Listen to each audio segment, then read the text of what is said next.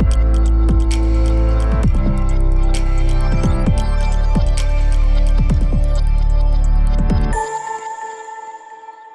everyone. Welcome to Leadership with Ed. I'm Ed McGill, and on today's show, we'll be having the great Renee Hardman, one of Iowa's top leaders, and has all kinds of accolades from being SVP of HR for a large financial services firm to CEO of two great nonprofits and city council member of West Des Moines. But first, I wanted to thank everyone that's been watching the previous episodes on our show, which drop every other Wednesday morning, bright and early. So, Renee, thank you for joining. Absolutely love having you on here. Oh, well, Ed, thank you so much for the invitation to just have a conversation with you. You always Yep. make me laugh. I love being in your presence. We are going to laugh a lot. We are going to have fun. And Okay. I think because people in especially Central Iowa know who you are, but we have a national audience. Why don't you tell them a little bit about you and how you ended up from Chicago to Yeah. Drake University? We're fellow Bulldogs at Drake Yes, go University. Bulldogs. Go Bulldogs. How'd you get from Yes. Chicago to Des Moines and Drake University? Yeah. Well, I grew up in the Chicago area, and I was raised in a home by a single mom who raised three daughters. And her one expectation that she had for all three of us is that we must go to college. That was no exception. And I heeded to that. So I looked at colleges locally in Chicago area. And then I wanted to leave Illinois to establish some independence, but not too far away. So I applied to Drake, and they accepted me, and the information that they gave to me back and forth was just exemplary. So I chose Des Moines, sight unseen. We Oh, moved wow. to You never visited. I You just never said that's visited. it. Sight unseen. I showed up the day I was supposed to move in, and it was one of the best decisions I've ever made because I stayed after I graduated. Mom thought I was going to move back to Chicago. I said, nope, I love Iowa. And I had a job and a boyfriend, ditched the boyfriend, but kept the job. And the rest is history. That is awesome. When you first came to Des Moines, anything that surprised you, because it was sight unseen, obviously quite a bit smaller than Chicago, but probably that family feel. But tell us anything just even early on that you noticed Yeah. coming to Des Moines. Coming to Des Moines, I saw a lot of more rural than I'd seen in a long time. But, I lived in a quad my first year, so there were four of us, and all of us were from different parts of the country. And I lived with folks that, had never, I'll be honest, had never ever. One was from a very rural community, had never had a lot of exposure to a black female, but we became great friends. I went to her home on the farm. She came to Chicago to see the city life. And so our cultures kind of intertwined, and I got to see farm animals that I've never seen living in inner city kind of Chicago area. And so it was just pleasant. I loved Drake. It was small enough, but large enough. And you weren't a number at Drake University. You were a person. And so professors knew you. And so I liked the smallness and the coziness of it, but still felt it was a big university. Yeah, and that it has been great for both of us and really a staple Yeah. of the community. When you think of your first job Yeah. out of Des Moines and before you ended up at the financial services company, just tell us this career path and who were some Yeah. of the early leaders or were people looking to mentor you, help you navigate? Tell us a little bit about your early start in your career. Yeah, yeah. I graduated and I majored in psychology at Drake University. And so I worked even while I was at Drake in mental health. But I got a full-time job when I graduated at a place called Mainstream Living.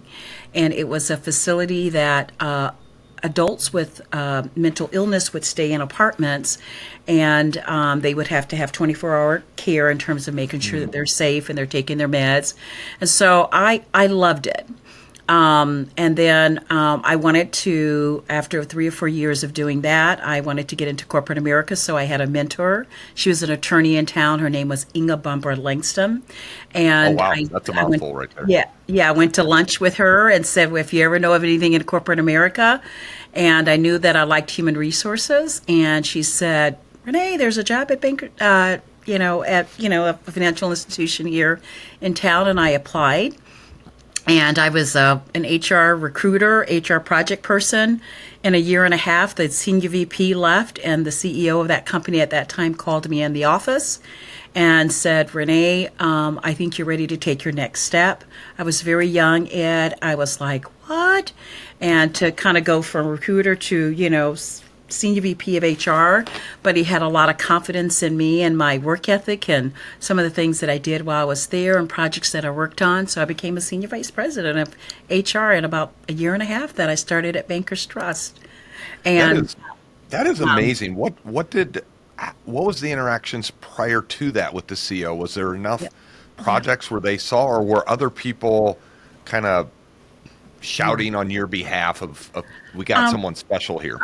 Yeah, I think it was a combination of my work ethic. I was in the office early. I was someone always sometimes the last one to leave. I had high Yep. profile projects. I raised my hand to do things that were outside of the scope of HR. I got to know the senior executives at the company.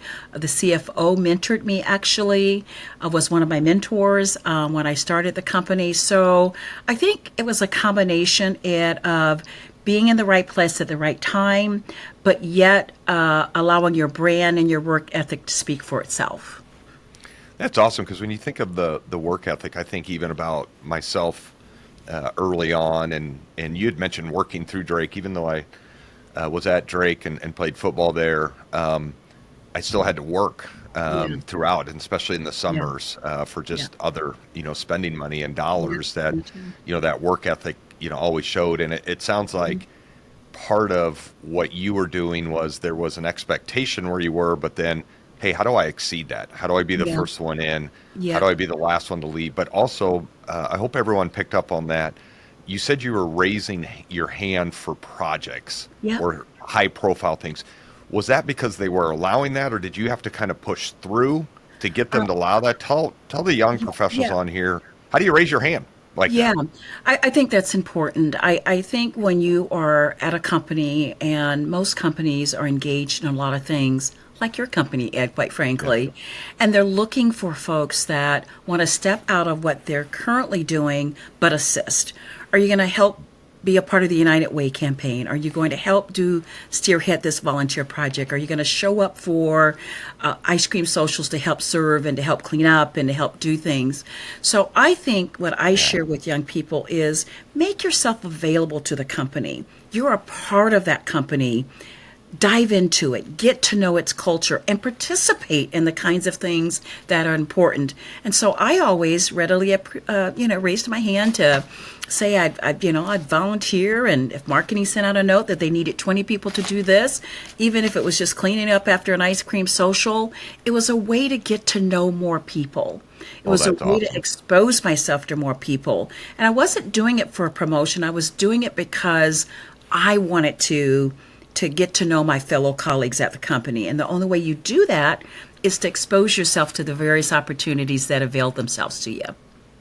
When you were that young doing that, though, and I'm thinking about, my business, Hmm. and full disclosure, Renee sits on the board of McGill Yeah, Jungie Wealth Management, so she's on our board of advisors and seeing what we've been building and developing. But yeah. because of how I started this 35 plus years ago, it was Congratulations. something I had to do. Otherwise, there was going to be no Yeah, McGill Jungie. So just getting outside my comfort level, yeah. was out of necessity. But for you, how hard or difficult was it to have those conversations then when you were either at those volunteer things or the committees? Did you find that senior leadership was very receptive? That you mentioned the CFO started mentoring you right away. Was that because of one of those interactions that Yeah, happened where you get to meet someone on a favorable basis? yeah, I think in my HR role, I worked on a project for one of his managers, and Mm, he stopped over to my desk and said, "Renee, you did a great job working us through a difficult challenge."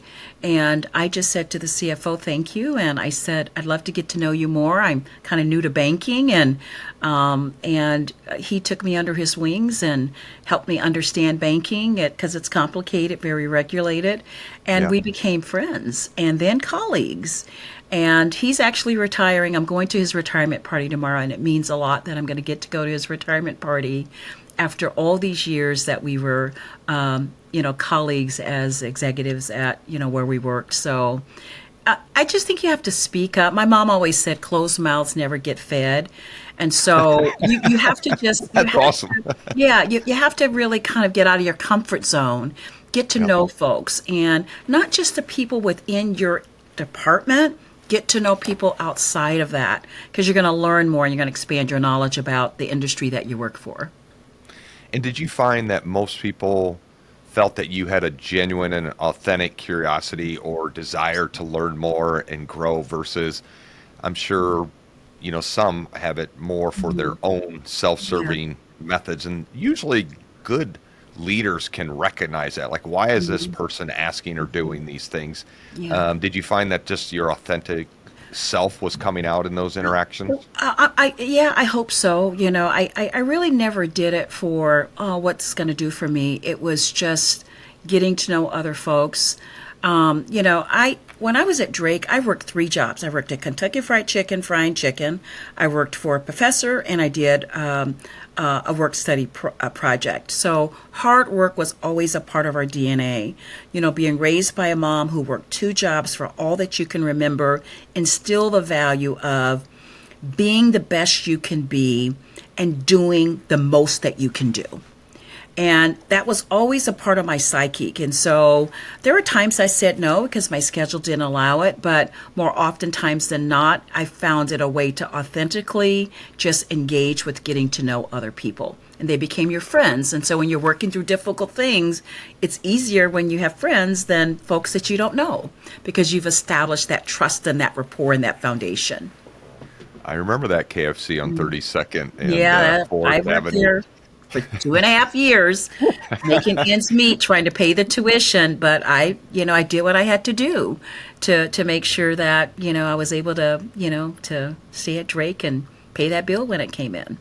Well, and so many of those things just shape, who you are. And it sounds Yep. like your mom was a tremendous leader of the Very family much. for you and your sisters, and to have that type of role model, and just that wise wisdom of, yeah, you've got to speak up. It doesn't mean you berate. It doesn't mean you're the loudest, but you need to raise your hand. Yeah. Is what I think you were saying. Yeah. That she was saying, and that's awesome. That's just great feedback that you Yeah. were getting from her. Yeah. Yeah. Be a part of the culture. Be an owner versus just, doing a job. Yeah, and I've noticed with even here with our young professionals, you really do take a notice of who is going to the different events. We happen to be at the United Way event Yeah. previously, where you were able to join us at our table, and just the people that from our team that want to go. So that's we do notice those things. Now you made this big shift then from corporate Yeah. to nonprofit. Yeah. Tell us how you ended up at Big Brothers Big Sisters, because I've heard from great leaders like Mike Hellick and others that Big Brothers Big Sisters, prior to you coming there, was great organization, but the Des Moines chapter was not in great Yeah. shape. Yeah. So how does that call? Who made that call to you? Who Yeah. recognized your leadership? And then how do you make that decision to move from corporate, more accolades, more fun things to do, a bigger budget, obviously, Yeah. to the nonprofit world? Talk Yeah. about that. Yeah. Well, probably 13 or so years before I even was a CEO at the Big Brothers Big Sisters, I was a big. I signed up the day that I graduated from Drake University, so it's probably longer. And I became a big, and I became a big to a little girl who was 6 years of age from West Africa. And we spent 2 to 4 hours every week together, because that was the rules then. It's changed now. And I became her big sister for years. I watched her graduate from East High School. And it was the best experience I ever had, is to be able to take a perfect stranger and to bring her into my life and to mentor her for all of these years, from 6 years of age until she graduated from high school. And I was just working at Bankers Trust when I was doing that. And it, again, was rewarding and impactful. And then Big Brothers Big Sisters asked me to serve on some committees, and I did that. So when they had an opening, it was an opportunity. There's seasons for your life, and I'd been at Bankers Trust for 19 and a half years, and it was time to do something different.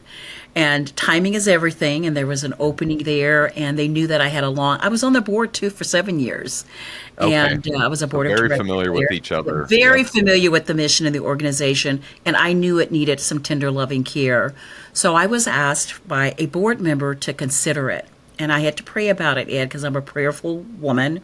And I said, God, is this the place where I need to be? But I was so in love with the mission that I said yes. And I went through this process and I became CEO of an organization that I'd already given close to 15 years of my life to as a volunteer, as a board member, as a committee member. And so I was able to dive into the organization with great deal of ease to understand where some of their pain points were. Yep. And it was exposure to folks in this community. And the first question that I asked all of the staff when I walked in was, if I drove up tomorrow and there was a padlock on the door and said, you're closed, who would care? Who would jump up and down? Who would fight for us? And if we can't identify who those fighters are and who would come to our rescue, then we're not sharing what we do, and the impact isn't as great as it should be, and we need to elevate that. And then I started making a list of all the key leaders in this community, and you were on that list. Other folks that were not as familiar with what we did, and I was checking them off one person by one person by one person via a coffee, even if it was just explaining what we did.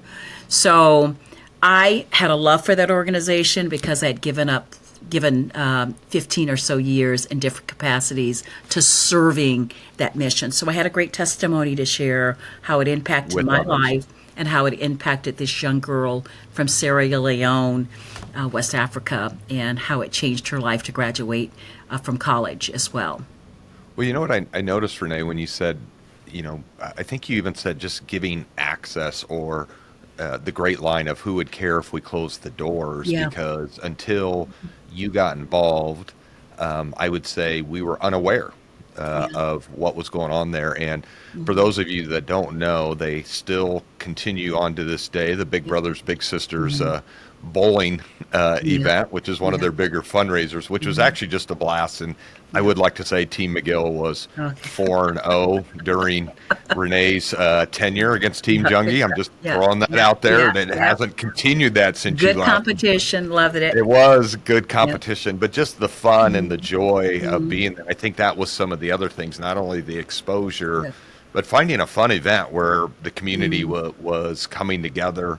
Yeah. Was there Thank you for saying other yes. leaders already there, or did you really have to cultivate then the leaders that were up and coming, from Big Brothers, or were they so Big Brothers Big Sister, were they kind of beat up because there was some challenges? I wouldn't say beat up, but they were disengaged. And so That's a we better had word. the CEO of one of the largest companies here in Des Moines that was an honorary member. And my first 2 weeks I called and he said, I haven't received a call in a year. And I'm on your station area as an advisory member. And so I knew that the need to cultivate folks that already kind of had an interest needed to be there. And that means sharing what you're doing. People don't invest just because it's good to invest, and maybe some people do, but they have to understand the impact of their investment. And so I started having all of those kinds of conversations. And so, but it's a good mission to sell. It's easy to sell. People love youth. People like making sure that people are connected with folks that can elevate them and help them navigate in this community. So it was fun. It was fun. It was fun for 4 years. No, and that is a great point. And I think for these nonprofits where not only do you like the mission, but you like following the energy. And so you always had great energy. You were a lot of fun to be around. And then I'm just glad that Bridget Cravens-Neely, who took over for you, has also continued on and then added her own, flair to a lot of those things. So now it's one of the pillar nonprofits in the community. So kudos to you, and then kudos to Bridget on that. And I'll tell you one story too, that it happened 3 weeks or so before, about a month or so before I was leaving. I get a call from Jeff Bezos' wife or her organization, and they were swearing you to secrecy, and you had to tell them what time you're going to make this, handle this call, and they invested $1.5 million in our mission. Because of the good work that we did. So that was probably one of the best calls that I got, within about 4 to 5 weeks before I was leaving. And so I was excited about that. And it's nice when you can leave the place a better place than you found it.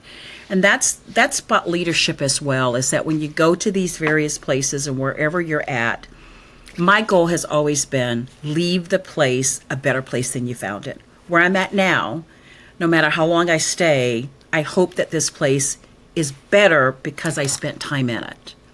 So That's leaving awesome. the place a better place than you found it is the key. Well, and that call probably donated more money than the one time at the bowling alley when you were there when our team was bowling, and I said, I'm going to give you $100 for Yeah, every I know. pin you knock Yeah. down.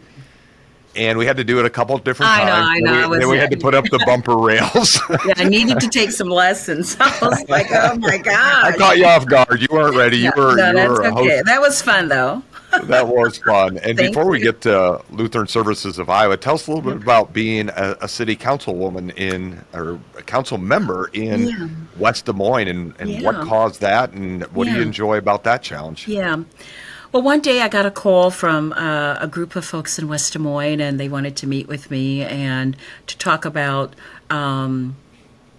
They didn't tell me at the time, but I met with them, and they were like, "We're looking for a good candidate to represent West Des Moines and serve West Des Moines." And I was like, "Who might that be?" They said, "We're talking to her," and I always have been engaged a bit about what goes on with your city, and local stuff is where things really matter, where your streets are and widening them and businesses that come in. So I always had some interest in that, but not to run for city council. But after a couple of months and talking to probably 25 people, probably close to 30 people asking their advice, I decided to set aside my fear because I was afraid and go for it. So I decided to run at large, which covers the whole city. There was an incumbent, and I decided to just run on who I was, which was a community leader that believes in the community, that has always given back and worked hard and has an interest in making sure that everyone has a voice at the table. And so I met with lots of folks, developers and business leaders, and I walked every single day, knocked on doors, told people who I was, and it happened. And so I will share a story that when I got elected, my family was just elated, and my mom was like, "Here it is. I dropped my daughter off sight unseen in Iowa in 1979, and now I'm watching her be sworn in as a city official." So that was pretty meaningful. Oh, that is But awesome. it was different because I will tell you that when I knocked on my fifth door, there was a man that told me that West Des Moines didn't elect colored people to those Oh, seats. wow. Like colored people? Hadn't heard that term in a Sorry while. you heard that. That's Yeah, and so he was like, "Nope, I'm not interested. They don't elect colored people." And I went into my car and I sat there and I was just like, "Whoa, this is going to be tough." But you know what, Ed? I remembered from whence I come from and ancestors that fought hard for things, and I stand on their shoulders, and it propelled me actually in that campaign to work even harder. So it wasn't easy, but nothing that you want and desire comes easy. You have to work for it. And that's what I did. I have finished up my second term. I've got to make a decision whether I'm running for a third term. I'll be making that decision very soon, but have enjoyed the experience of serving West Des Moines and making key decisions that improve the health and vitality of West Des Moines. Well, that's awesome. Yeah. So two things as you were describing that, when you said important decisions, again, at that United Way dinner, I won't mention who, but someone at our table was trying to get you to take care of their $80 fiber optics charge. So, Yeah. and then he said, "Yeah, but it's really not a big deal. I don't Yeah, no, care." no, And no. but it kind of did. But that was funny. But I think too, what you said there, where you had a natural fear, and every leader, every person, has those fears of, am I going to put myself out there? Especially when you think of that type of event, you're on a ballot. They're going to post who won and who lost, and it's Yep. pretty much a sum zero game Yes, it on is. that. How did you kind of get past those fears? Was it the 30 people you were talking to? Was it prayer? Was it your mom? Tell us a little bit about how you handled Yeah. fear, because I know for me, a lot of times, it is overruling, maybe what my brain is telling me in terms of fear, to go with my gut saying, no, this is the right thing to do, Yep. and sticking to that. But tell us a little Yeah. bit how you Yeah. navigated that. Well, friends and supporters are always, cheering you on, but the friends and supporters can only do so much because you have to do Yeah. the work. I will tell you there was one pivotal moment that happened to me as I was walking, and there was a man who I knocked on his door, and he allowed me to go through my speech, and he indicated that, I know about you. I heard you were running. I've researched you. And he said, while I love the incumbent and while we're friends, I admire who you are and what you've done in this community. Wow. He said, you are been inducted into the Iowa Women's Hall of Fame. He said, you have served on 15 boards. You have made a difference and you've put in the legwork. And he said, you have my support, put my yard sign out there. And so when I was able to turn the heart of a man that was friends with the incumbent, but did his homework, it shared with me that I have something to give. I've proven myself. I've done the hard work. I'm worthy. I'm enough. And so when I began to tell myself those things, and every day that I got up, I felt I'm worthy and I'm enough. And I've done a lot in this community. It was that conversation with that man that affirmed that you go after it. And again, I was the second woman, first African-American woman on the council in a 130-year history of the city. And so I say to folks that might be listening, you are enough. If you work hard and you put in the sweat equity, don't ever let anyone tell you that you're not enough. Don't let everyone ever tell you that you're not deserving. You go after what is yours.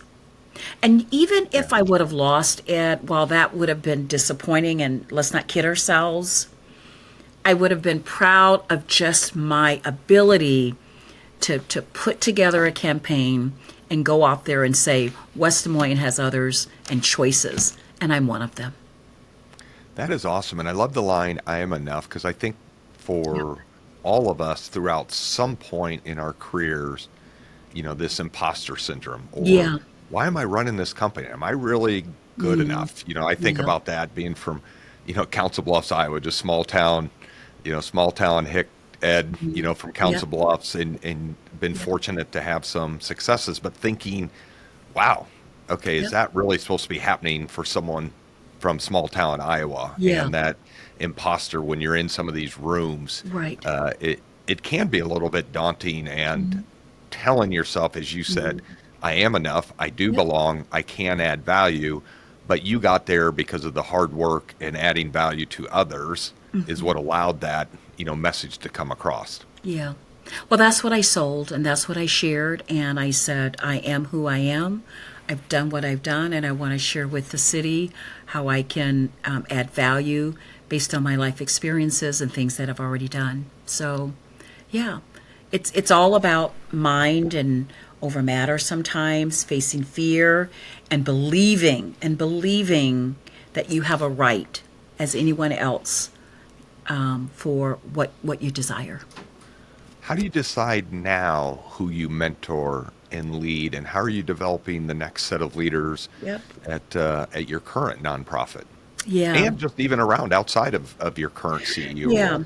Yeah, when I was elected to West Des Moines City Council, I also said, I can't stop here. I've got to encourage others to run, and I've done that. I encouraged my friend to run for the West Des Moines School Board, and she ran and became president of the school board. I encouraged my friend to run for House of Representative in West Des Moines, and she ran and won. And so I'm always trying to instill and to encourage and support and tell my stories. I said, when you run for these offices, I'm going to tell you what I learned and what I didn't do well and what I did well, and so that you don't have to repeat my own mistakes. And so you have to just go out there and you have to pour into other people, and you have to make sure that just because you're where you're at, it's not enough, Ed, unless you bring others along.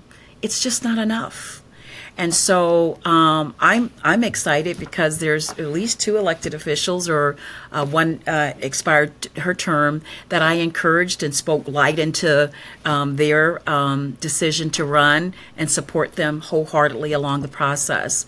I I do also have other people that I mentor. There's a young man. His name is Skylar Mayberry Mays. I hired him as an intern Awesome guy. Yeah. where I worked at Bankers Trust, and I have followed him from the moment he's been an intern to every little piece of his journey. We speak almost every other day, and if it's just how was your day, what's going on, what can I do to support and help. So I'm all about mentoring. I'm all about trying to help others get where they're going, recognizing people, writing letters of recommendation for people that want certain things, sitting down telling them what it might take to get there because things are competitive, recommending people for various programs that are out here in this community. So we have to let that light shine upon others. So you've got to help others light shine. And sometimes it's via voice, a phone call, a letter, calling someone on their behalf. All of those things are shedding light on another person. And I try to do that regularly. Oh, you definitely do. I know we were fortunate to have Trent Burley at McGill Junkie make the 40 under 40, and you had written one of the recommendation letters for him. I've seen your post about Skylar, who now has his PhD and is just continuing to grow in his career and stuff. You're always bringing people to our tables when we're out at different charitable events, just to really give people, younger people, exposure to others in the community that have the same kind of giving heart. And when I think about you, Renee, as we close up, is that over the years of just watching you, pour into others, give back to others, be at the community events, but shining the lights on so many in the community. It's just been a pleasure and a joy to really know you as a friend and a peer and a leader and a board member here at McGill Junkie Wealth Management, and all the success that you've had. And as you know, I like following positive energy and always to see you happy and smiling and fun to be around. We do have a lot of fun together when we're at different community tables together and out and getting our picture, because you're always good at the selfies that you post that you let me come into then too. So thank you for just being a true leader in the community, both from the corporate side, but then just as important in this nonprofit side and the individuals that you're helping. It's just you're a true blessing, Renee. Thank you. And I do want to lift up LSI a little bit, if I could just say definitely. Let's hear about to be here at now. LSI, which is an organization that has been around. And Ed, we're celebrating 160 years. I know. I appreciate you coming to be a part of, saying happy birthday to us next week. And we serve people with disabilities. We serve families that are adopting children, so foster care, global greens, mental health. We still serve refugees and immigrants. And so we are an organization that has about 360-something employees serving 99 counties and really trying to make a world of difference here. So I'm just really pleased to be at the helm here, trying to inspire other leaders and for us to elevate our impact and share our story in more meaningful ways about how we make a difference here in Iowa. And so that's what I'm excited to do. And that's awesome. And Rob, who puts together all the productions on these, is going to make sure we have the website up for LSI if people want to learn more. The fact that it's been around for 160 years is just amazing that it started that long, and then affecting all 99 counties in the great state of Iowa. So thank you for that leadership, and so many people are benefiting from that. And so that is all for this episode. Come back in 2 more weeks. For more leadership tips. And this is Ed McGill with Leadership with Ed, signing off. Have a great day, everyone. And thanks again, Renee. Thank you, Ed.